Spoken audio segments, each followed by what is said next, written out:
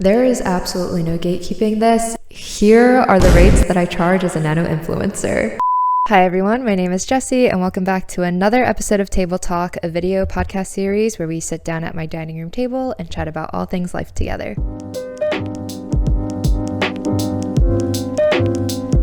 As of right now, I have under 2,000 followers across all of my social media platforms, and yet I have still managed to land paid campaign deals with brands and get on PR lists for well-known beauty and fashion brands as well. But Jessy, how? Come here. Come closer. Let's get into the credentials first. If you're new here, then you should know that I work as a full-time content creator, influencer, and in freelance social media marketing. Why is this important? Because one of my freelance gigs involves working as a PR manager. This means that I see the back end of every influencer's numbers ranging anywhere between 1,000 to over 1 million followers. Your fave influencer makes enough to pay for their future child's tuition based off of one sponsored YouTube video. Just let that sink in. With all of the negotiations that I handle on a day-to-day basis, I know influencer contract terms and rates like the back of my hand. I then used all of the experience that I've gained throughout the years of PR management to then negotiate and land my own deals as a nano-influencer. And as the thumbnail states, we are not gatekeeping around here. No. So grab your cameras and grab your lighting because I'm going to teach you how to be an influencer. Lesson number 1, you have to look the part. Yes, the influencing world can be very superficial, but I don't mean change your appearance. No.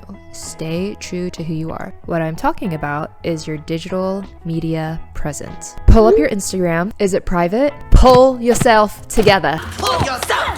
If you want to be a public figure, then you're going to have to go public with your account. I want you to change your account to either a creator account or a business account. This is crucial to starting your content creator or influencing journey because by changing your Instagram account to a business or creator account, it will unlock so many tools that you can use to help your account grow, like Instagram analytics, trending audios, and also contact buttons. Next, I want you to change your bio to include the 3 niches that you are interested in covering or creating content for. For instance, mine are fashion, beauty, and lifestyle. This will not only help those specific brands to find your account, but it will also help you grow your audience who are also interested in those specific niches. The more specific the niche, the better. So for example, sustainable fashion, plus size fashion, petite fashion, mental health, holistic wellness, the list can go on, but the more specific the niche, the better it is for brands to find you. After you have solidified your niches, I want you to add your email address into your bio. And I don't just mean in the contact feature button. I want you to physically add your email in your bio. Why? Because when most agencies or brands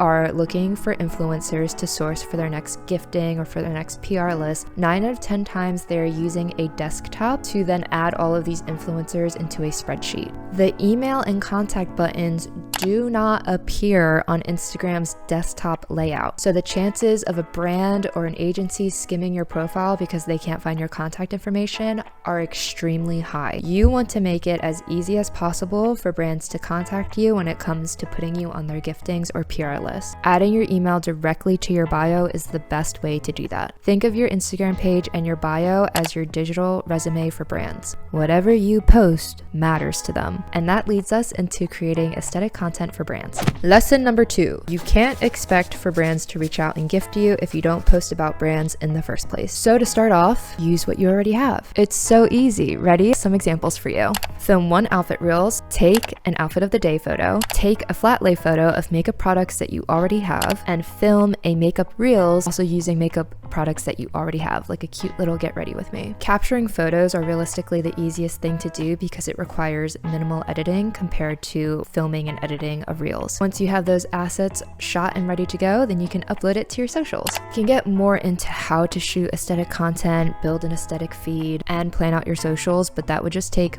way too long. If you're interested in learning more about that, then comment below and I can make a separate video about it. Lesson number 3, work smarter, not harder. There's so many influencing platforms out there that will do the outreach for you. Each platform works differently, but the general gist of it is that you sign up using your email address, you plug in your social media handles, and then the brands will gift you products in exchange for a set of deliverables. What are deliverables? Deliverables are a set amount of content that a brand expects you to deliver in exchange exchange for free products. This could be an Instagram story, an Instagram Reels, TikTok, a YouTube integration, a dedicated YouTube video. Again, the list goes on, and sometimes brands will package these different deliverables. But whatever it is, brands are always looking for nano-influencers, and nano-influencers are anyone with a 1,000 to 10,000 following range. They're always looking for nano-influencers to gift free products to, because in the grander scheme of things, it is cheaper for brands to gift nano-influencers in exchange for free content rather than paying thousands for a bigger influencer to promote their product. The platforms that I first started on were Skeepers. It was known as Octoly as the time, but they went through a rebranding, and Buttermilk. Skeepers is an influencer platform that provides influencers direct communication with a brand's marketing team. You get 5 to 8 credits per month, meaning chances to pitch yourself. And then you essentially pick which brands you'd like to work with and write a short pitch to them. Then the brand can choose which influencers they want to work with, and you get sent the product within a week to create content with. With Skeepers, you have to post whatever set of deliverables that the brand gives to you within a certain time frame. But it's in exchange for some really good free products, so if you have the time to do it, then why not? I've used Skeepers to personally partner with brands such as Febreze,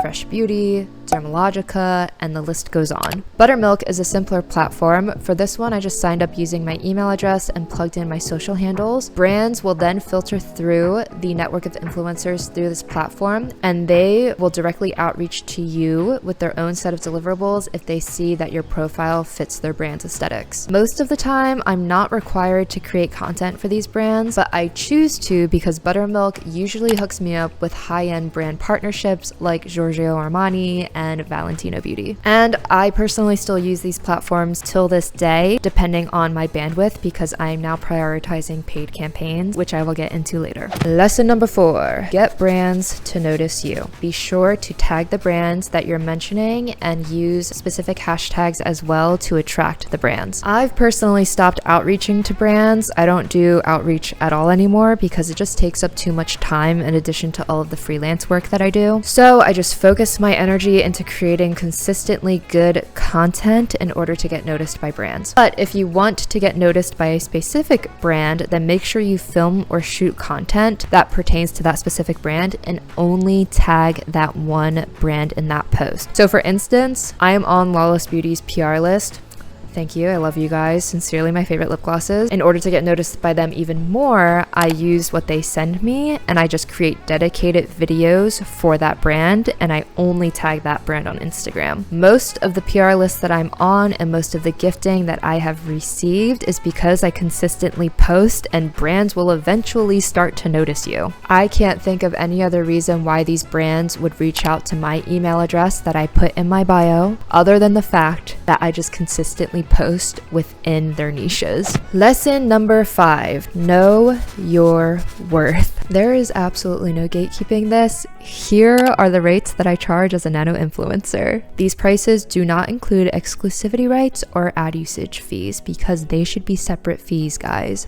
Don't sell yourself short. Working on the back end of PR management, I know that my rates are industry standard. 2 important things that you need to keep in mind when pricing yourself are your quality of content and your engagement rate. Your following count does not matter when it comes to gifting. As a PR manager, I've turned down influencers with over 100,000 followers because we have a software system that tells us how many of their followers are bought and what their engagement rate is, and their engagement rate is typically below a 1%. The engagement rate basically means how many likes, comments, shares, and saves that your post typically gets in correlation with how many followers that you have. An average engagement rate is typically 2%. So if you're a small influencer feeling discouraged, then just remember that a top tier influencer that you know may not have as authentic of an audience as you have, or put as much effort into the quality of their work like you do. And that's on period. Guys, I've seen influencers with hundreds of thousands of followers or with like 1 million followers just do a simple stitched reels and charge like $10,000 for it. It's insane. If you don't have a good engagement rate and you don't have an authentic audience, 10 out of 10 times brands will not want to work with you. And I think that this is why the rise of nano-influencers is so high, because of the fact that we are so good at building an authentic and engaging community. And this leads us to lesson number 6. No one ever talks about buying followers. That's not really a lesson, it's more so a statement. You will never see anyone admitting to this, but I feel like it's very much a thing in the Hollywood influencing world. If you think about it, your fave celebrity or influencer has over 1 million followers and gets 100,000 likes per post. Wouldn't you think that they would get at least half the amount of likes, like 500,000? Or if you even bring it down to a smaller scale, there are some influencers who have 10,000 followers, but they only get 200 to 300 likes per post. The math ain't math in there. Back in college, when I only had 900 followers, I did buy 100 followers to reach that 1,000 follower mark, but that's about it. Have I been tempted to buy more followers? Yes, absolutely. But that hasn't happened, guys. I'm staying strong out there. I'm trying to build an authentic community. Some influencers do luck out and they have post or a few posts go viral and they get authentic engagement and followers through that, but that's not always the case. Everything is very surface level in this industry, so just remember to not get too into your head when it comes to comparing yourself with other people that you see online. And that leads us into lesson number 7. Don't psych yourself out and don't get too carried away in the influencing world.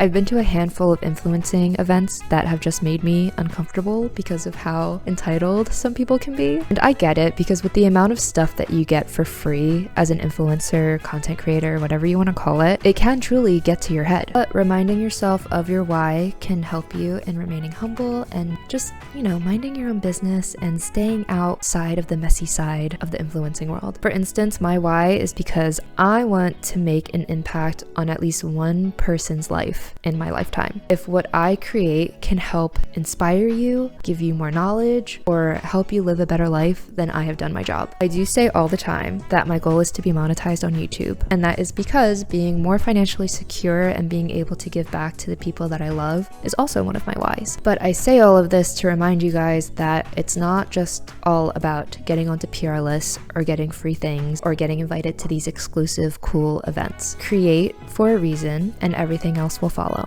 Wrapping things up with our final lesson, number 8, don't quit your day job. Unless you are making those 20K to 60K deals, do not, under any circumstance, quit your day job. You never want to risk your financial security while you're chasing your dreams. You want to be smart about this. As a nano-influencer, the extra cash that I get from paid brand deals goes to my bills, or if I'm too tired to cook that month, I will order takeout that month instead. From one nano-influencer to the next, continue to create while still keeping your day job until we come up and make it big. Then we can quit our day jobs. So let's continue to create beautiful things and chase our dreams together. If you haven't already, be sure to click that like button and subscribe to my channel for more inspirational content. I really hope that you guys were able to find something helpful from this video. I try to be as transparent as possible, but if I missed anything, then be sure to just ask any questions that you may have in the comments and I will 1000% answer them. And with that, I will see you guys in my next video. Bye!